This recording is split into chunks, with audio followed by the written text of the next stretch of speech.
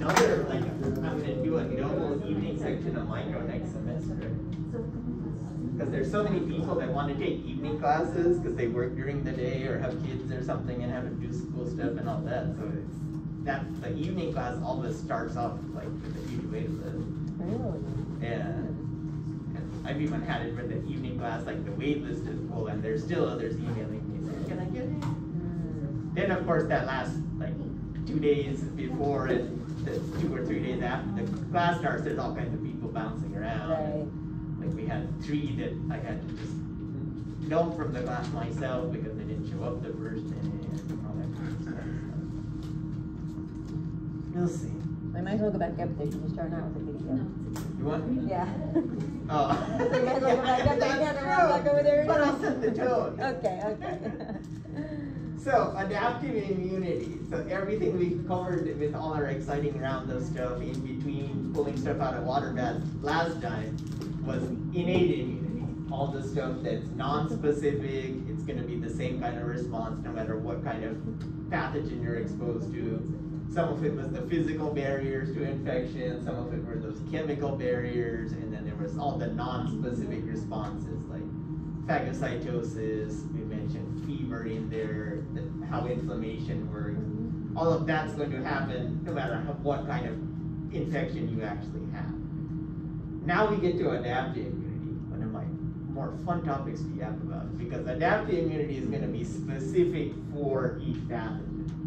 If you get exposed to COVID, and how you respond to COVID will have no effect on how you respond to influenza or any other pathogen. So adaptive immunity is highly specific, and the other highlight is it has memory. So it does remember how it responded before, and assuming, of course, that you survive the first time you're exposed to something, you will do a much better job the second time you're exposed to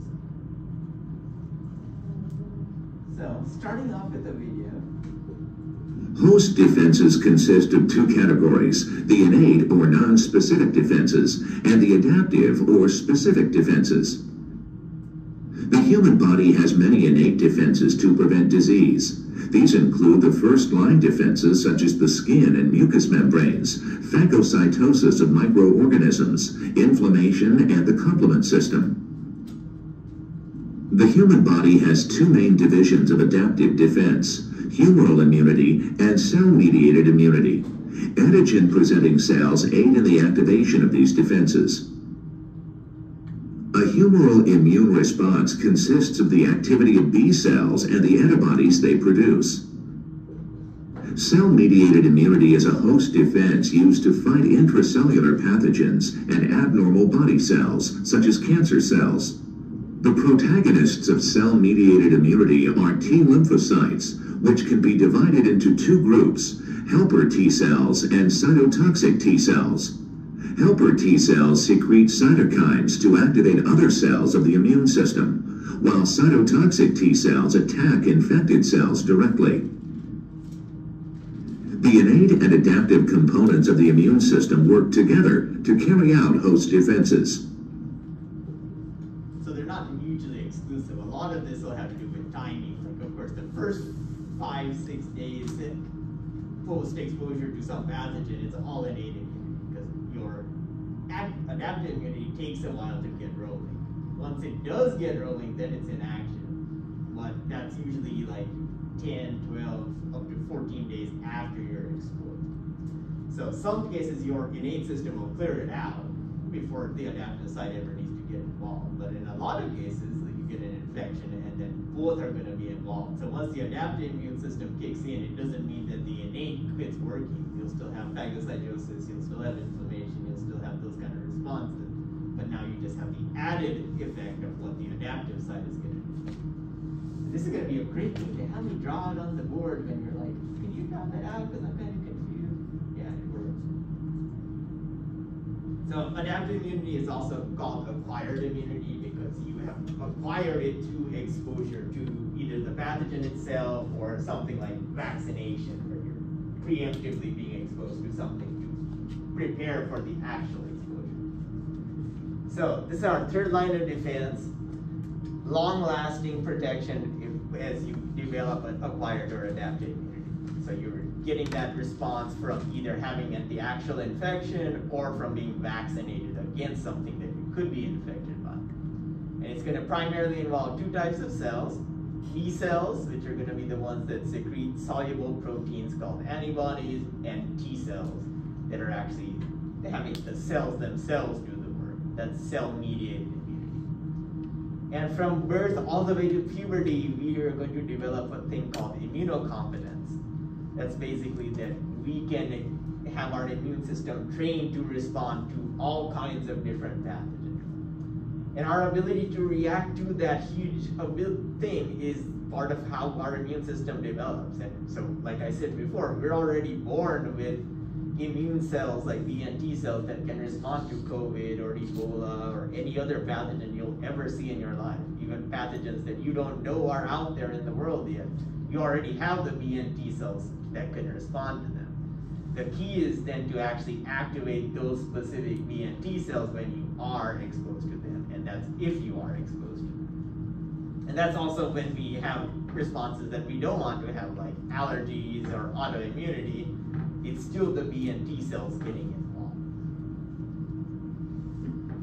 There's of course terminology to go along with this. So an antigen is just going to be a large molecule, and it has the potential to stimulate either a B and or T cell response. And as you'll see, the B and T cell responses go together, because one of those two types of T cells that was in that video, the T helper cells, they're often going to be needed to be activated to then stimulate the B cells to secrete antibodies.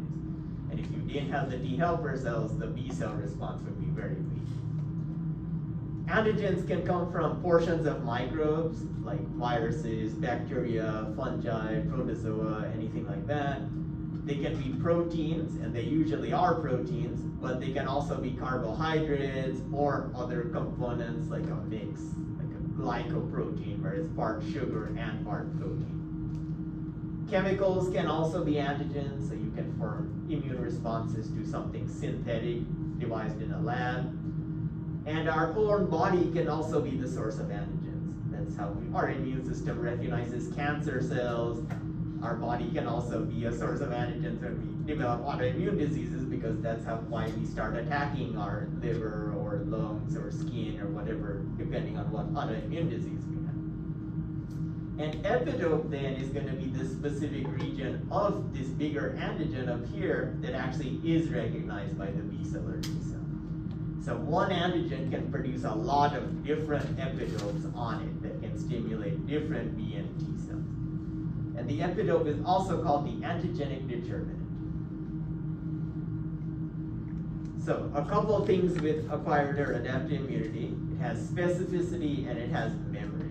With the specificity side, you're going to have development of immunity against only one specific immunogen. So one thing that is stimulating your immune system, like one species of E. coli or Staphylococcus aureus or something like that.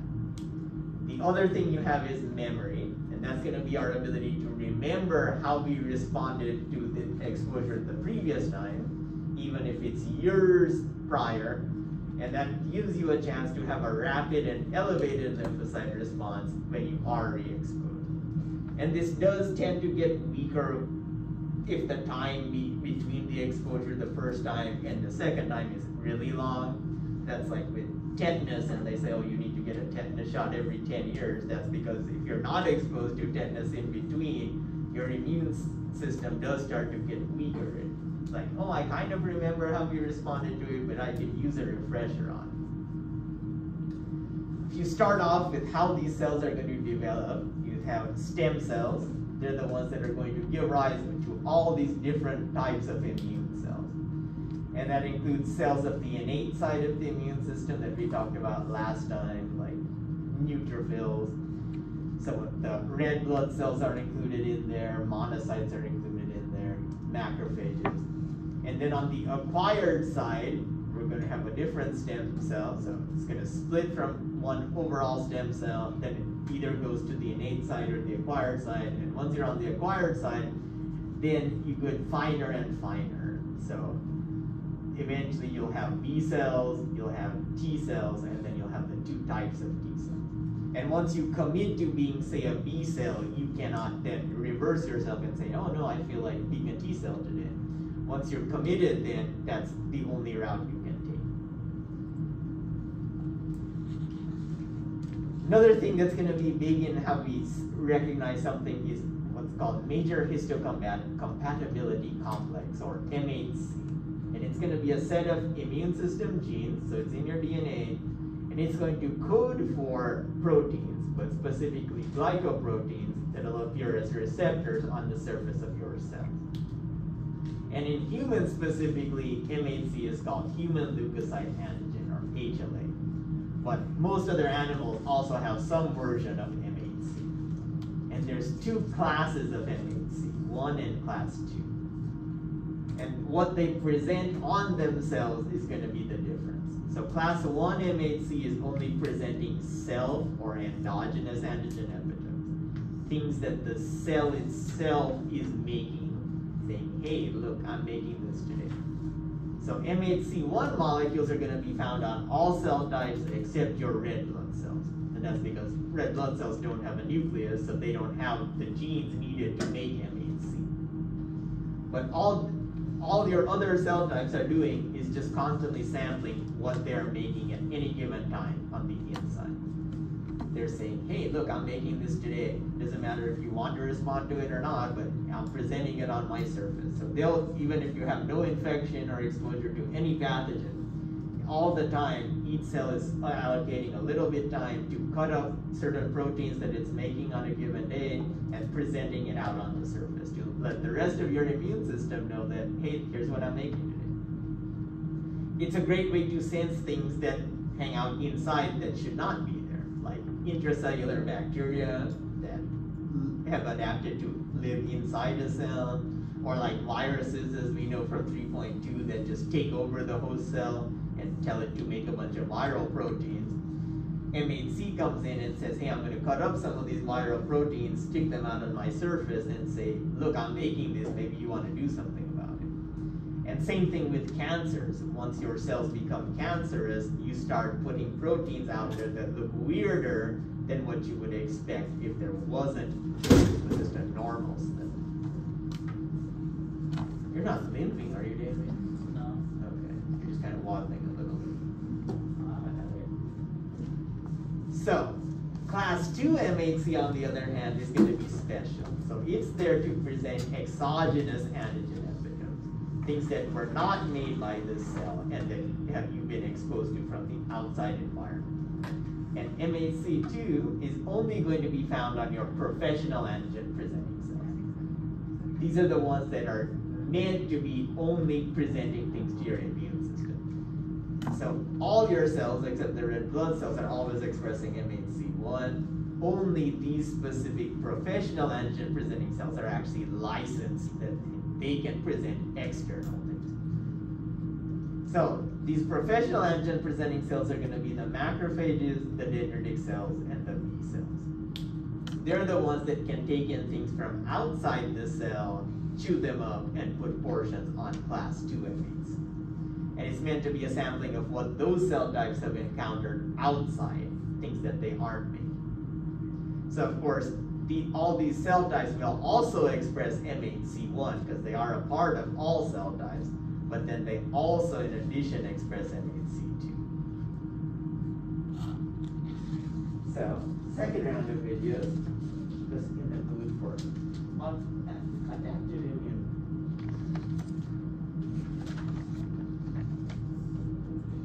Certain phagocytic cells of the immune system, called antigen-presenting cells, seek out foreign cells and engulf them. In addition, despite the best efforts of the immune system, cells can become infected.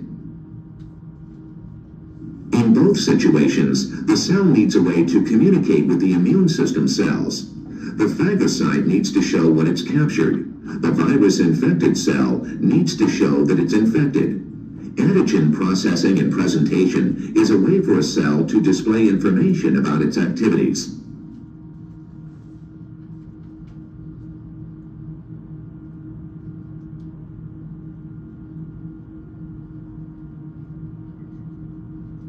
And that's going to happen no matter what's happening, whether you're in infected by something or not. It's always just sampling what's being made.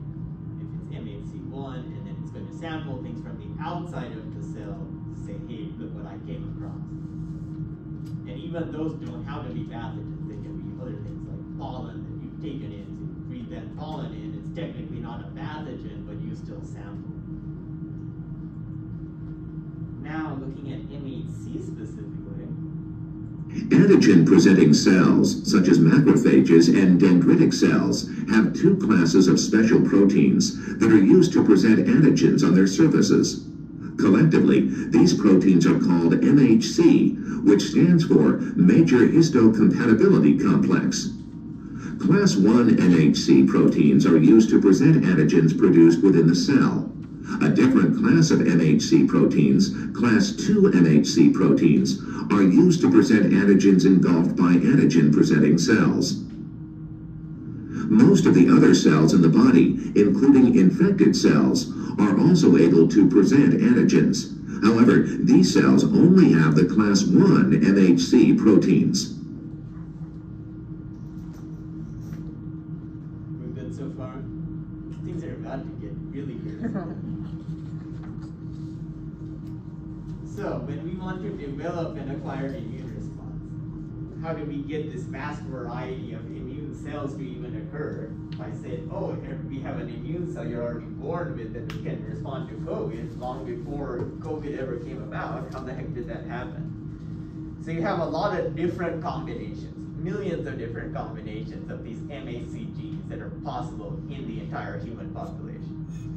But we're only going to inherit one set of those genes from each of our parents, just standard inheritance. Half comes from mom, half comes from dad. The closer the relationship, the greater the chances of MHC similarities, which is a good thing and a bad thing. So you want a greater variety in most cases with MHC because that gives you a better chance to fight off different infections. But those things can also be bad when you are trying to respond to something that's your own self or something similar. And that's how like blood transfusions and organ transplants and things fail, is because, hey, I recognize that MHC as being foreign. It shouldn't be here, and it starts attacking, say, a liver transplant or a lung transplant. So differences in that MHC are going to lead to self versus non-self issues. Here's basically what they look like if you did a schematic of them on the surface: MHC1, MHC2, and each one is going to have little stretches of amino acids put into a groove that's at the top of them. Those are going to be the specific things that get chewed up and then put out here on either MHC1 or MHC2. So those are the epitopes. What is the closer their relationship? What relationship? So the relationship between the one person and another. So like you're going to have your MHC is more similar to your parents than it is to your cousins. Oh, gotcha. And we'll see, as I'm about to dig into, why that's good and why that's bad. Okay. So the sweaty t-shirt test, this is good stuff. So if you give men a clean t-shirt and you say, here, wear this brand new clean t-shirt for a couple days, don't take it off. And then you give women all those shirts that have been worn by the guys for these 2 days now, and you say, here, you don't know what the guy that wore this looks like, you know nothing about them, but smell these shirts and then rank them based on the intensity of the smell and the sexiness of that smell. So women will always prefer the shirts that have the greatest differences in MHC from their own.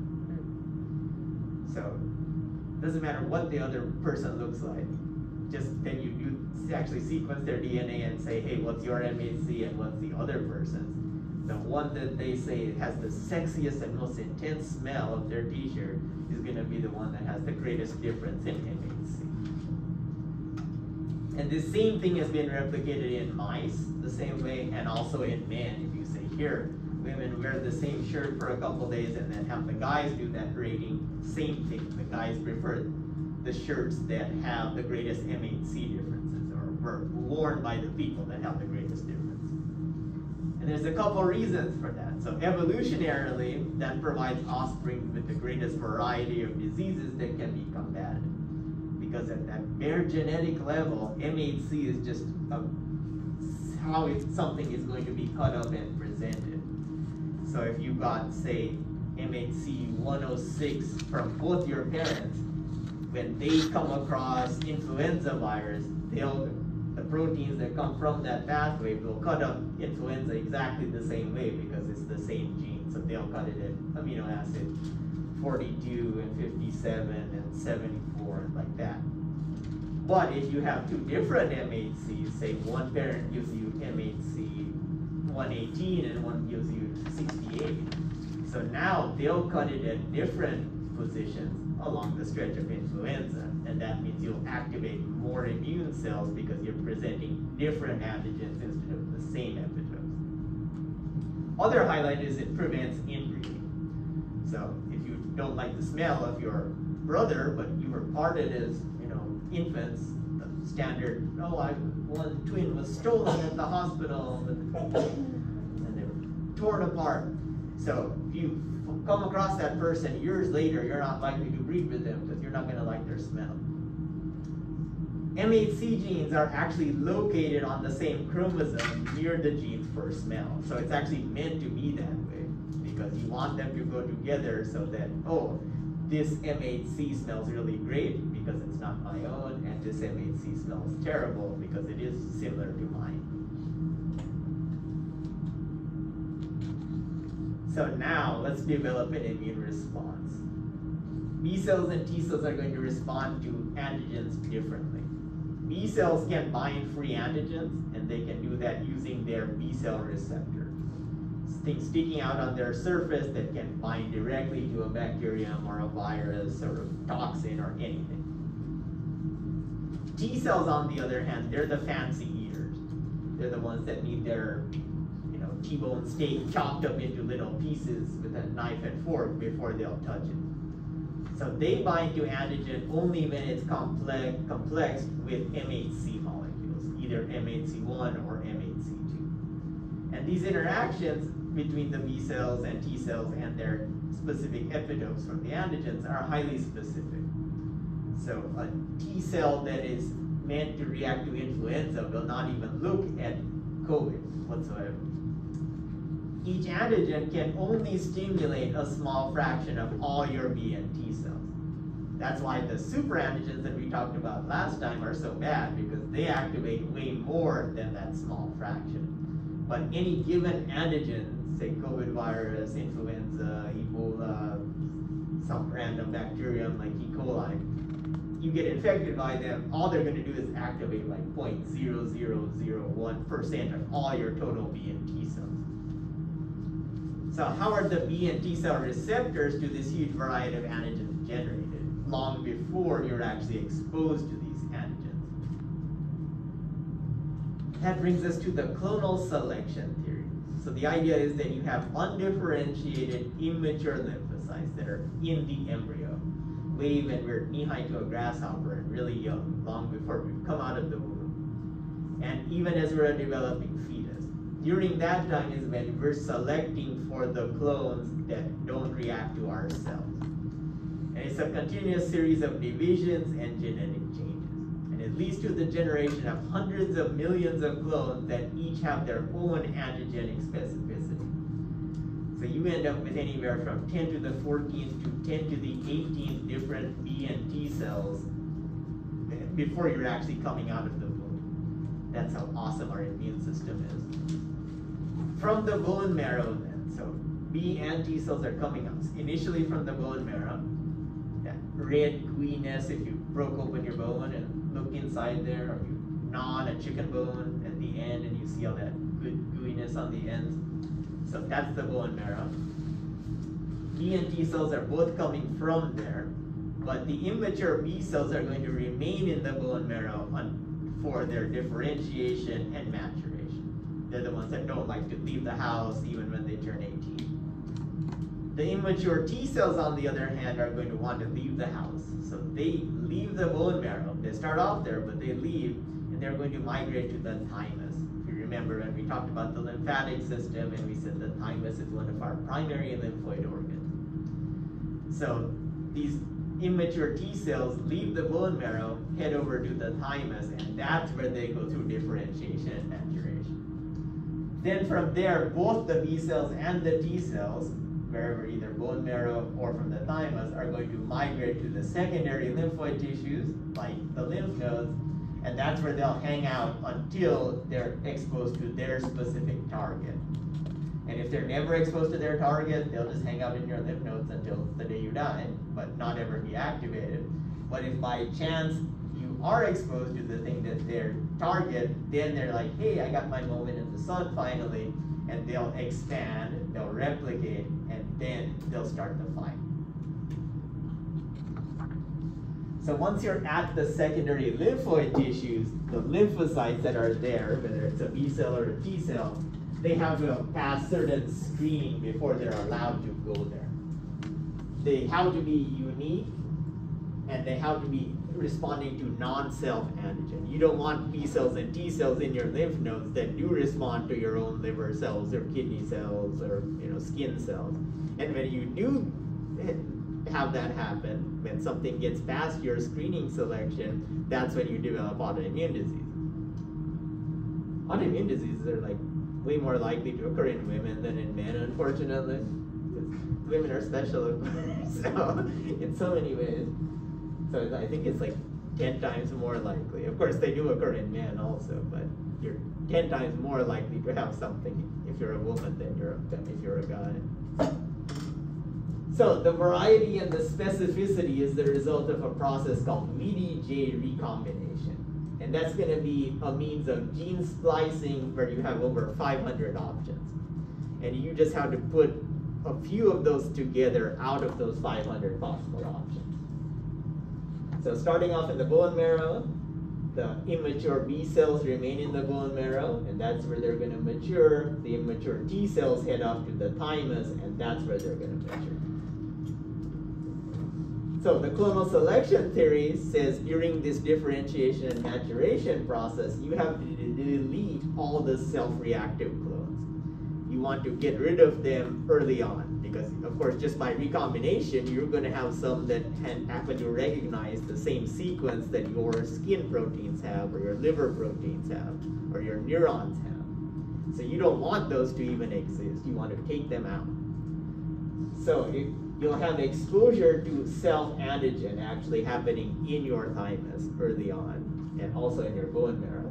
There's these cool proteins called the AIR3A proteins, and those are involved in actually having expression of proteins that aren't normally there. So they'll like hang out in your thymus, but be able to produce liver proteins or skin proteins or kidney proteins, saying, oh yeah, here, before I let you go to the kidney, let me make sure that you don't respond to any of these kidney proteins. So our body has this real cool way of expressing them where there's not actually any kidney cells, but they can express proteins that are specific for the kidney in the thymus. This is what allows immune tolerance, because you're going to delete all the clones of B cells and T cells that do respond to your cell. That way your body itself, that's normal, doesn't get attacked by anything. And when you have dysregulation of this process, that's what leads to autoimmunity. Clones that then recognize non-self express some lymphocyte receptor, either a B cell receptor or a T cell receptor, and they're given the clearance to head over to your lymph nodes and await further instructions.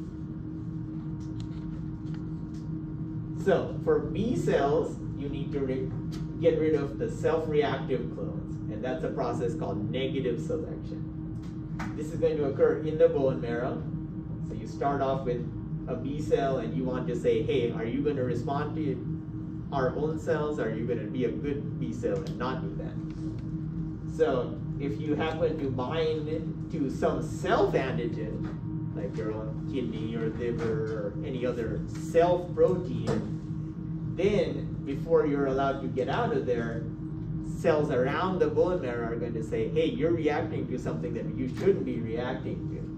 And it's either going to send it towards apoptosis, basically saying, yeah, you suck, go kill yourself. Or it says, okay, I'll give you one chance. You change your receptor to something else in a process called receptor editing, and then let's see if you're still binding to our own kidney cells. Or those cells in the bone marrow say, yeah, just give it up, you're not worthy of this, let's just starve you away until you eventually die. So that's called anergy, as the cell is deprived of all the things it needs to survive. Worse is if you're a B cell that has a B cell receptor like this green one that isn't going to attach to anything that's part of your cell, then you're given clearance to migrate to a lymph node and hang out. T cells go one step further. So they have to go through both negative selection and positive selection. So they first have to have positive selection because they require MHC presenting an epitope to them. Remember, they're not like the B cells that can directly bind to an antigen. They have to have it cut up in a fancy way and presented with the knife and the fork. So initially you go through positive selection. You have strong binding of the T cell to a peptide MHC complex. Because you want to make sure that does happen. You want that to happen. So this is going to happen in the thymus. You have T cells, they'll express a T cell receptor, and that T cell receptor will react to either something on MHC1 presenting an epitope or on MHC2 presenting an epitope. And if you have a nice strong binding, then you're covered. That covers positive selection. Yes, you have a T cell receptor that binds to some peptide MHC complex nice and tight. The TEC is thymic epithelial cells, so it's specifically the cells that line the thymus are going to do this presenting either on MHC1 or MHC2. And again, they get the signal from the thymic cells if they don't bind tightly. It's like, oh, I'm just going to loosely grab onto this. They say, no, that's not an option. You either grab it tight or you don't grab it at all. And they'll get the signal to go through apoptosis. So now, if they actually make it to negative selection, that's when they're going to get added to their surface another molecule, either CD8 or CD4. These aren't the same as the T cell receptors, but they're going to be occurring right next to the T cell receptor. CD8 is always going to be on cytotoxic T cells. CD4 is always going to be on the T helper cells. Now you go to your negative selection. So similar idea as what we went through with negative selection on the B cells. Now you want to make sure that these T cells don't react to your own proteins. They only react to something foreign. So now thymic epithelial cells will present self-peptides and say, hey, are you going to bind to my own peptide? And if they do, that's bad. And again, they're given the signal to go through apoptosis or anergy, go kill themselves. This CD4 and CD8 that got added during positive selection, they're there to recognize that it's your own MHC doing the presentation. So part of it is that, yes, the epitope that's being presented has to be foreign or non-self, but the other part is that the MHC is your own MHC and not something foreign. So you want your own MHC but a foreign epitope. And this is what often leads to rejection of organs during organ transplantation, is because the MHC doing the presentation appears foreign. It's a different MHC type. So even though they're presenting the same liver epitopes, the MHC that's doing it is different, and that causes your T cells to go crazy over them and saying, hey, that's not my own MHC, I'm going to attack it. Don't they test the MHC to see if it'll line up before they do the transplant? They try to, of course, yes. And the closer the match, the less chance of rejection. But often you still won't find a perfect match because you'll have, like, you know, multiple MHCs. It's not just one MHC gene for one and MHC2. Each one of those has several MHC1 and MHC2 genes. And even if one of those is off between the donor and the recipient, that's enough to have an immune response. But that's why they always say it's better to have like a transplant from a close relative, because their MHC is going to be similar than if you just find a friend from the bar or something. even though I'm sure they're willing to, especially the more drinks they have, the more willing they are. But still, their likelihood of having a match is pretty slim compared to like your brother, sister, parents, or children. So now, if you form T cells that are going to respond to a foreign epitope presented by your own MHC, then you get clearance. So now you can go to your secondary lymphoid organs like your lymph nodes and go hang out. 2 phases of antigen or epitope selection and stimulation of these T cells and B cells. So antigen independent phase is what we just went through with positive and negative selection. It doesn't require exposure to a foreign antigen. The antigen dependent phase is what actually does require exposure to some foreign antigen. This is when you're actually being exposed to COVID now. Until then, you have these B cells and T cells that respond to COVID, but they're just been sitting in your lymph nodes for decades maybe, waiting for their moment in the sun. When you finally have that exposure, that's going to go through clonal selection and expansion of that selected clone. So now, out of all these millions and millions of different B and T cells in your lymph nodes, only the ones that respond to COVID should be the ones that get activated. And they're going to start replicating so that you'll now have a lot more of those COVID-specific B cells and T cells. So B cells, and we'll keep counting this until we make sure we're ready for it on our test. So B cells make antibodies or immunoglobulin. They're used interchangeably. And these immunoglobulins are large glycoproteins, so combination sugar and protein. They're expressed on the surface of B cells as that B cell receptor. So the B cell receptor that I said can just bind directly to an antigen, that is just an antibody that's attached and never gets secreted. They can also be secreted though as from clonally selected B cells as antibodies. So when you have a vaccine of any kind, they're often trying to stimulate an antibody response to that pathogen. These B cells get activated. They themselves don't go and do the fighting. They're going to hang out in the activated form in the lymph nodes, but they start secreting soluble antibody that's then going to flow through the lymphatic system that we talked about last time, go into the blood circulation since they're connected, and anywhere they go and find their target, they're going to bind to it. Basic structure of an antibody. So it has a variable region. That's where the actual unique antigen binding site is going to be. And then it has a constant or C region. That's generally stable. So here's the V side, here's the C side. And antibodies are unique because they have this Y shape, which means this can bind to one epitope of an antigen, and this can bind to a second of that same epitope of that antigen. Or it could bind to like 2 of the same thing. So like, if this was specific to peptidoglycan on some gram-positive bacterium, so like Staph aureus. So this one antibody could bind to one bacterium, and this other antibody could bind to another bacterium. And that's a great way to prevent the bacteria from taking off and spreading in the body is, hey, I'm going to tie you 2 together, knock your heads against each other. This constant region, as we'll see, is also going to be important because it's going to be sticking out and be attractive to things like phagocytic cells. So these portions of an overall antibody are broken into the heavy chains and the light chains.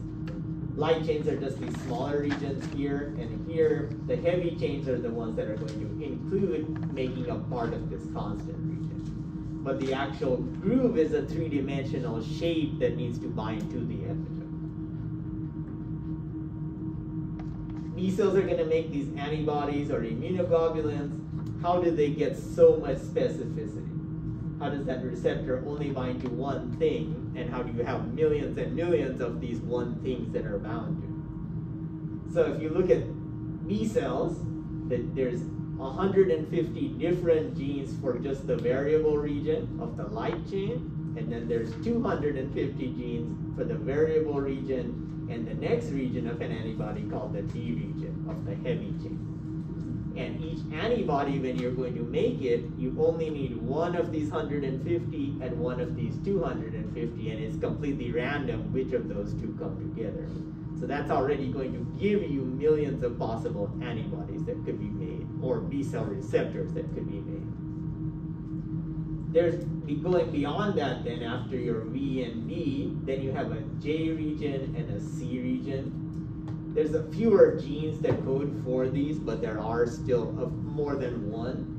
And there's random splicing of each of these. So you could pull off the rack number 64 of the V region of your light chain and number 110 of the V region of your heavy chain.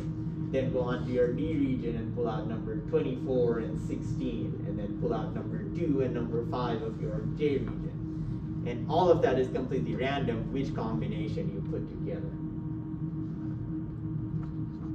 T-cell receptors go through a very similar process, totally random splicing, which is why you have just as many options of T-cell receptors as you do B-cell receptors.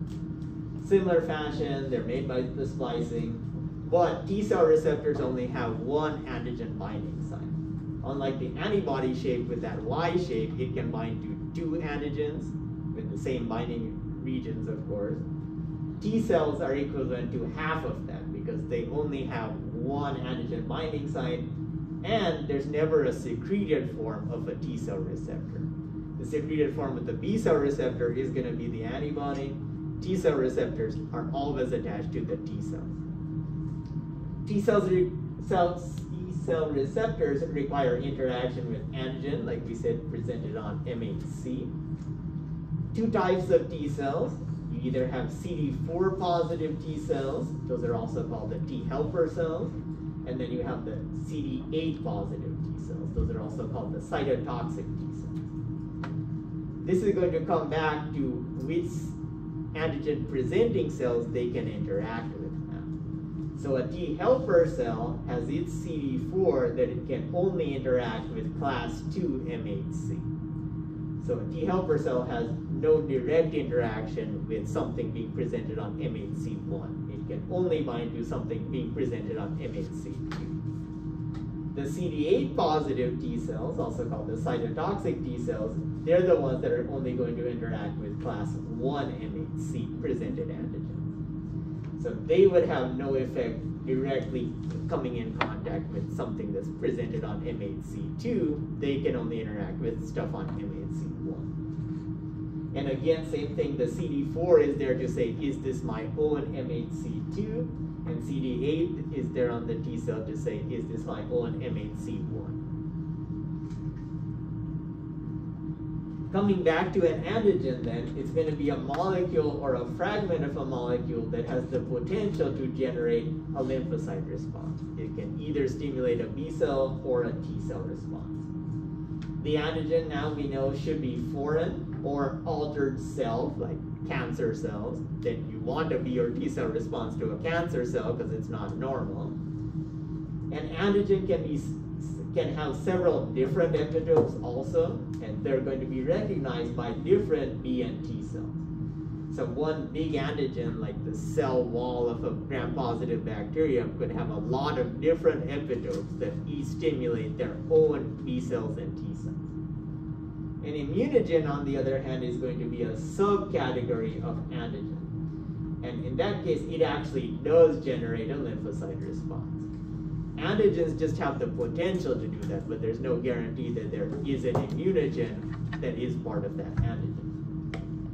So a molecule can be antigenic, but not immunogenic. Usually, if the antigen is complex enough, it will be also immunogenic. The more large size-wise and complexity-wise a molecule is, the better antigen it's going to make. So immune cells have issues with things that are simple. They're the ones that actually want things to be complex. So they will rarely recognize a molecule with a molecular weight of less than 1,000 Daltons. And Daltons are just a unit of measurement for protein size or molecular size. So anything less than 1,000 is just too small. And then immune cells will rarely recognize something that's just repeating units. something that's just like, say, the same sugar, but it just goes on for thousands and thousands of units, like starch. It's just glucose repeating over and over again, tied together. That's not going to stimulate an immune response. Epitope recognition by a lymphocyte receptor, either a B cell receptor or a T cell receptor, is that signal that a molecule is foreign then, because you have ideally eliminated any self-reactive versions of B cells and T cells. So then if it's responding to something, it should be something that's foreign. Some antigens are large and very complex, and that gives you a lot of different immunogenic epitopes that different B and T cells will respond to. So now, B cells can bind antigen without any MHC presentation. They can just have their B cell receptor sticking out and, oh, this recognizes peptidoglycan, I'm going to bind to it. T cells require that interaction with antigenic epitopes only presented on MHC. The professional antigen presenting cells that we talked about before, so dendritic cells, macrophages, and B cells, they'll internalize something from the outside, chew it up, and then present these short peptides on class 2 MHC. Usually 10 to 14 amino acids in length, so not dramatically long. Dendritic cells are the best at doing this. They're really good at their overall function is just to take in things from the outside, chew it up, and spit it out on the outside. And that's, remember when we talked about, oh, when a woman's pregnant and then she grabs some of those bacteria from the intestines and takes them to the breast and then gives them in the breast milk. So that normally when she is not pregnant, she's going to take them up from the intestine, chew them up, and then present them on MHC2. Macrophages, as we know from when we talked about general inflammation, they're the garbage disposals. They'll come in after an overall area of damage has occurred, and they'll clean up all the dead cells and debris and pus and all of that stuff. And then the B cells are the antibody producers. They're going to take in something using their B cell receptor, chew it up, and present it on MHC2. Antigen presentation is going to make an antigen more immunogenic and recognizable. It's a lot easier to say, hey, that's something foreign if you just see a nice small 10 to 14 amino acid segment of it. The CD4 positive T helper cells, they're going to interact with antigen only presented on class 2 MHC. So first step, an antigen presenting cell is going to internalize antigen molecules like a microbe, this random bacteria. So this could be a dendritic cell, it could be a macrophage. Takes it up through the general recognition, like a pattern recognition receptor binds to a PAM. So that causes internalization. That doesn't need to be specific. Then it gets chewed up and presented on class 2 MHC. And of course, it can be chewed up in a lot of different fragments. So it's not just that when something gets chewed up, it'll only present one version. If it's, say, 1,000 amino acid long protein, then there's lots of different segments that are chewed up and presented on MHC2. Now a T helper cell that has specificity to that to a given peptide is going to bind via its T cell receptor. And if it does bind, that means it has to be something that is non-self, because you've already eliminated all the T cells that respond to something that is you. CD4 on the T helper cell is the one that needs to bind to MHC2, and that binding verifies that it's your own MHC doing the presentation. So your MHC2 has to be your own, but the epitope presented on MHC2 has to be foreign. So now the receptor complex of CD4 with MHC2 and then the actual epitope with the T cell receptor is going to lead to T cell activation. That's when we say the T cell is genetically activated. And this often occurs in the lymph nodes, like a dendritic cell or a macrophage will migrate with something that it's chewed up and head to the lymph node, and then that's where the B cells and T cells are hanging out. So that's where one of these T cells would be there, a T helper cell, and it says, hey, thanks for stopping by, I recognize that thing. So now you'll have release of specific chemical mediators called interleukins. those chemicals in the solution of the lymph node are going to further activate the B cells and the T cells. Now those T cells can further activate specific B cells. So you have initial activation of a T helper cell, and now this T helper cell can go and activate a B cell that's specific to the same pathogen. Yeah, that's a good place to stop. I'm lost already so far on this stuff. Come on, David, do something like, I'm not that lost, I gotta get. Thank you.